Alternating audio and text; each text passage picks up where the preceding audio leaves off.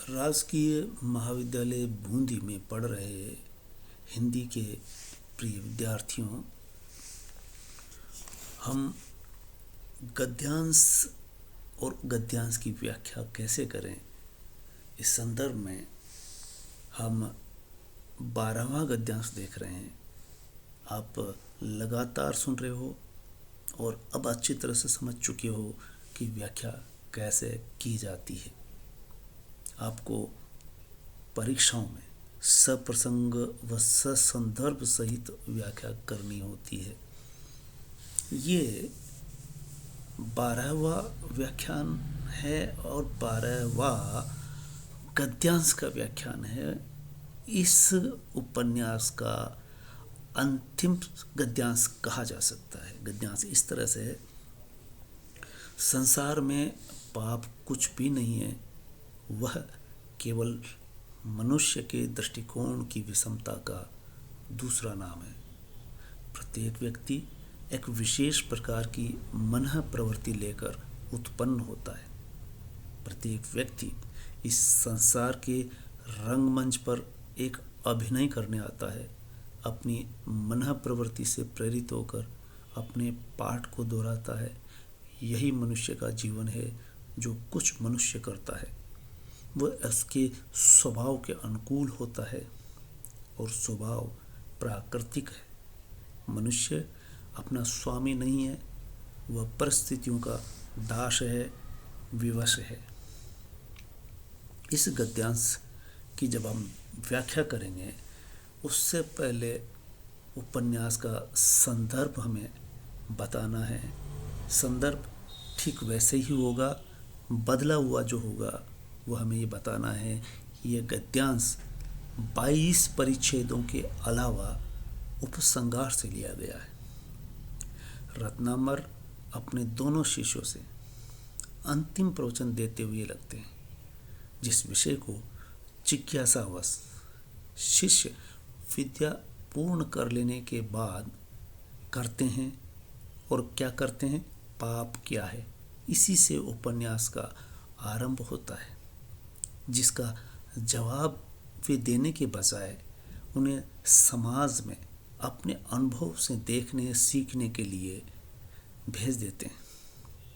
जब 1 साल की अवधि पूर्ण होती है, तब वे वापस उनके पास लौटते हैं और समस्या का समाहार गुरु रत्नांबर उक्त शब्दों में कर रहे हैं।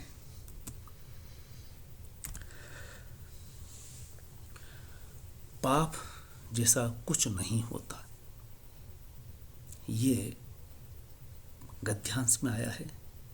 जिस पाप को लेकर इतने धर्म पुराण, उपनिषद और ग्रंथ रचे गए हैं, पाप निराभय के सिवा कुछ नहीं। धर्म भय से संचालित होता है और पाप उसका अंतिम हथियार है, जिससे लोगों को डराया जाता है। इस तरह से कह सकते हैं कि पाप दृष्टिकोण के सिवा क्या है? यूँ देखें तो कुछ भी नहीं। हर व्यक्ति की अपनी अपनी मन प्रवृत्ति होती है, जिसे जन्म से लेकर जिंदगी जीता हुआ मनुष्य आगे बढ़ता रहता है। हर आदमी दुनिया के रंगमंच पर एक लंबी भूमिका निभाता हुआ जीता है।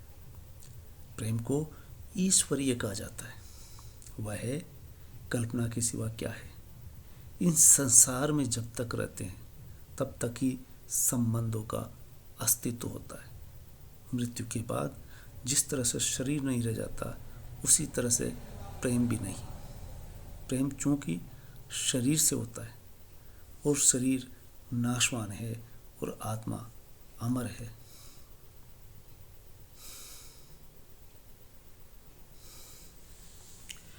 इस संसार में आत्मा से भी एक के संभव नहीं है, क्योंकि 2 शरीर अलग अलग है, सो आत्मा भी अलग अलग ही है। उस भूमिका में मन प्रवृत्ति प्रमुख होती है। मनुष्य जो कुछ करता है उसके स्वभाव के अनुकूल ही करता हुआ दिखाई देता है। मनुष्य अपने आप को स्वामी नहीं समझ सकता, वह परिस्थितियों के अनुसार व्यवहार करता है। परिस्थितियों से उसका कार्य भी बदल जाया करता है। मनुष्य साधन मात्र है, परिस्थितियों का सेवक बर है। पाप को समझाने का उपक्रम इस गद्यांश में किया गया है और बताया है कि मन, प्रवृत्ति और परिस्थितियां जैसे शब्दों को आधार लेकर उक्त गद्यांश गूढ़ रहस्यमयी विषय को आसानी से समझाने का प्रयास करता है। आप जिस तरह से गद्यांश की व्याख्याएं सुन रहे हैं, समझ रहे हैं, हम इस गद्यांश के तहत अगर आपने ये उपन्यास पढ़ा है तो निश्चित ही ये समझ जाएंगे कि इस गद्यांश के द्वारा पूरा उपन्यास जो शुरू से लेकर के अंत तक आपने देखा है, शुरुआत पाप से होती है और अंतिम उपन्यास का ये अंश जिसमें भी पाप शब्द पुनः आया है, दिखाया गया है कि जिस पाप से लोग डरा करते हैं या उन्हें डराया जाता है, डराता कौन है? पाप से मतलब यानी धर्म के विरुद्ध जो भी काम करेंगे वो पाप होगा। बेशक गलत काम का नतीजा गलत होता है। हर पुण्यात्मा, संत, महंत इस तरह की बात करते हैं और लोगों से नीति नैतिकता की अपेक्षा करते हैं, लेकिन समाज में ऊंच नीच बराबर होती हुई देखता है आदमी। और इस उपन्यास को पढ़ कर के पाठक अच्छी तरह से समझ चुके होते हैं कि जो व्यक्ति जिस पर धर्म की ध्वजा होती है वह व्यक्ति भी धर्म के नाम पर अन्य लोगों को डराने, भयभीत करने का काम करता हुआ दिखाई देता है। मैं याद दिला दूं, इस गद्यांश के माध्यम से या उपन्यास को पढ़ करके आप क्या समझे? महज पाप शब्द जो बच्चे खेल खेल में अक्सर दूसरे बच्चे से कह दिया करता है कि ऐसा करने से, झूठ बोलने से पाप लगता है, बेवजह दूसरों को गाली देने से, दूसरे की पिटाई करने से, दूसरों से झगड़ा करने से पाप लगेगा। ऐसा वह अपने घर वालों के कहे अनुसार अपना कर बातों को फिर दूसरों से वो कहा करता था। जैसा वो सुनता है वैसा ही वह करता है। जब आगे बढ़ते हैं, लोग बचपन से युवावस्था में आते हैं, गृहस्थी में अपना दायित्व संभालते हैं, तब उन्हें ऐसा महसूस होता है कि जैसे संत महंत भी कुछ इसी तरह की बातें करते हुए प्रतीत होते हैं। और अगर जो व्यक्ति इस तरह के उपन्यास से गुजर चुका होगा वो समझ जाएगा कि संत महंत के आश्रम में जाना या संत का समाज में या परिवार में आना या प्रवचन देना कुछ वैसा ही होगा जैसे कुमारगिरी योगी के द्वारा चंद्रगुप्त के दरबार में जाना।